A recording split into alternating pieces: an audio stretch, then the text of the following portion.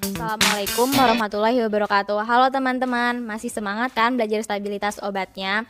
Perkenalkan, di sini kami dari kelompok 6 yang beranggotakan saya Fadila Timofida sebagai moderator, ada juga Anastasia Wijaya, Anggun Cici Arni, Dimas Nur Hidayat, Evelyn Ramaita Siringoringo, Mutiara Fatmalilah, Marvina Yuniarti, dan Nabila Amira Yasa Elwin.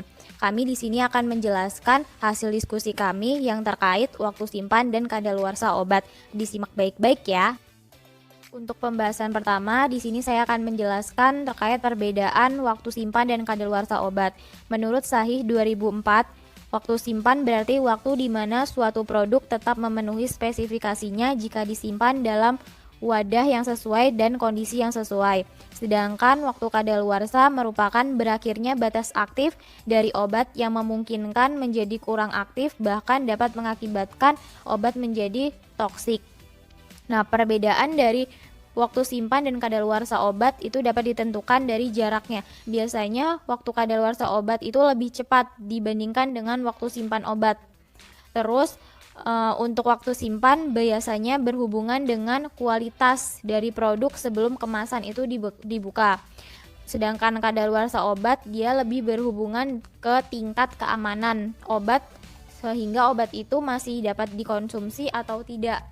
Waktu simpan dan kadaluarsa obat ditentukan berdasarkan 3 faktor. Yang pertama ada kestabilan kimia. Kestabilan kimia ini tergantung dari jenis bahan-bahan yang kita gunakan. Bahan-bahan yang di dalam suatu produk sediaan farmasi ini akan mengalami reaksi secara kimia yang berguna sebagai fungsi waktu dan guna produk. Kemudian yang kedua ada penguapan. Penguapan ini sukar dihindari karena tutup dari kemasan biasanya tidak berfungsi secara baik, mengakibatkan konsentrasi bahan kimia di dalamnya mengalami suatu perubahan.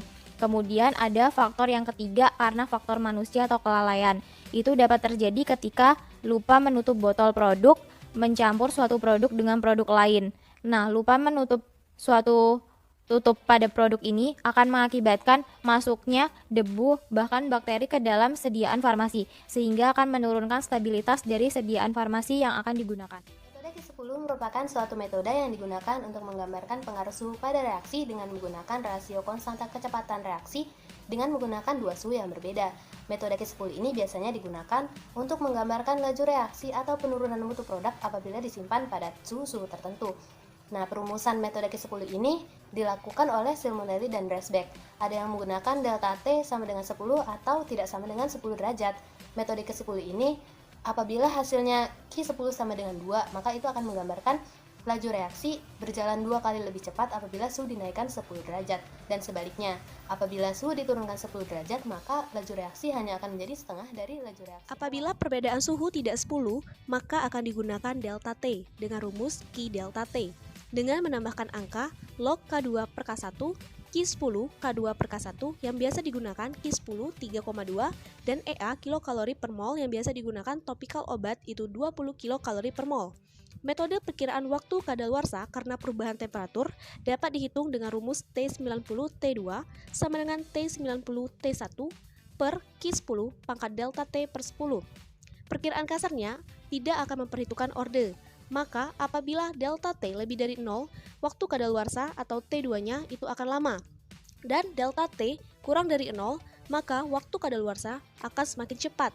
Artinya dengan suhu yang rendah, waktu kadaluarsa obat akan lama dan suhu yang tinggi akan mempercepat kadaluarsa. Selanjutnya adalah kriteria dalam penentuan umur simpan suatu produk, di mana menurut ASTM atau American Standard Testing Material pada tahun 2005, bahwa suatu produk masih dianggap stabil apabila tidak terjadi perubahan profil sensorik secara keseluruhan, termasuk perubahan atribut secara yang dapat dikenali langsung oleh konsumen, termasuk atribut of needs.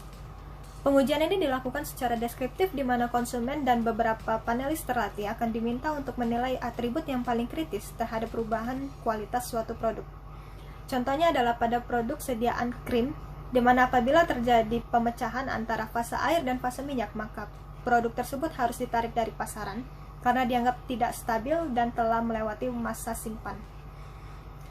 Selanjutnya adalah dengan membandingkan antara produk yang telah diproduksi dan diedarkan, apakah masih memiliki kesamaan dengan produk yang baru saja diproduksi dan dikeluarkan oleh suatu pabrik. Kali ini kita akan membahas tentang batasan toksik dalam sediaan suspensi kering amoksisilin. Berdasarkan literatur USP 30, kandungan amoksisilin dalam sediaan suspensi amoksisilin asam klavunalat adalah tidak kurang dari 90% dan tidak lebih dari 120%. Nah, jadi artinya jika kadar yang melebihi 120%, berarti sudah mencapai batasan toksik atau minimum toxic concentration yang telah ditentukan. Namun bila kadar yang kurang dari 90%, maka sediaan tersebut kurang dari batas efek obat atau minimum efek Di konsentrasi. sini ada suatu contoh penentuan Q10 pada perubahan suhu 15, 25, 35, 45, dan 55 derajat Celcius. Jadi ada sebuah suspensi kering amoksisilin yang memiliki dosis enzim 250 mg per 5 ml atau setara dengan 50 mg per mililiter dengan kelarutannya itu sebesar 1,5 gram per 100 ml atau 15 mg per mililiter. Di sini diketahui konstanta kecepatan reaksi untuk order 1 itu sebesar 3 kali 10 pangkat 5 per detik. Nah, di sini suspensi kering itu mengikuti kinetika order 0. Jadi, konsentrasi awalnya itu tidak akan berpengaruh di sini. Jadi, pertama-tama kita itu tuh cari dulu konstanta kecepatan reaksi untuk order 0-nya itu dengan cara mengalihkan antara yang konstanta kecepatan reaksi yang order 1 yang diketahui tadi yaitu sebesar 3 kali 10 pangkat 5 per detik dengan kelarutannya yang sebesar 15 mg per mililiter. Jadi didapatlah konstanta kecepatan reaksi untuk order 0 itu sebesar 4,5 kali 10 pangkat 4 mg per detik mililiter. Di sini kita akan membahas rumus orde 1, di mana rumus orde 1 itu T90 sama dengan 2,303 per T dikali log A0 per A. Jadi T90 itu sama dengan 0,105 per K. Kemudian rumus orde 0 yaitu T90 sama dengan 0,1 dikali D0 per K0.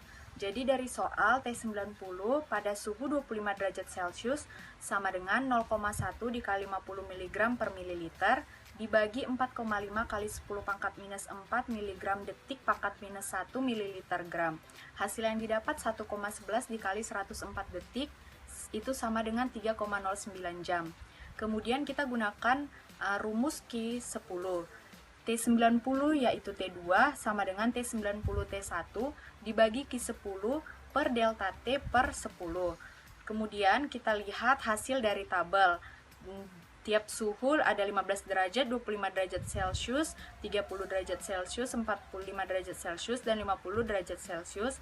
Bisa kita lihat T90-nya dalam satuan jam. Dari hasil perhitungan T90 dengan menggunakan berbagai variasi suhu, maka dapat digambarkan grafik sebagai berikut, dengan nilai X merupakan nilai dari variasi suhu dalam derajat Celcius dan Y merupakan T90 dalam satuan jam. Jadi grafik ini dapat disimpulkan bahwa semakin tinggi suhu penyimpanan suspensi kering amoksisilin, maka akan semakin cepat waktu kadaluarsa obat, dan sebaliknya. Sedangkan grafik vertikal pada grafik ini menunjukkan simpangan rata dari nilai T90 obat, dan garis horizontal merupakan rata simpangan dari nilai variasi suhu obat. Hanya didapatkan satu garis pada setiap data dikarenakan hanya digunakan satu nilai dan tidak adanya replikasi pada pengambilan data. Sekian presentasi dari kelompok 6. Apabila ada yang ingin ditanyakan, jangan lupa komen di bawah ya.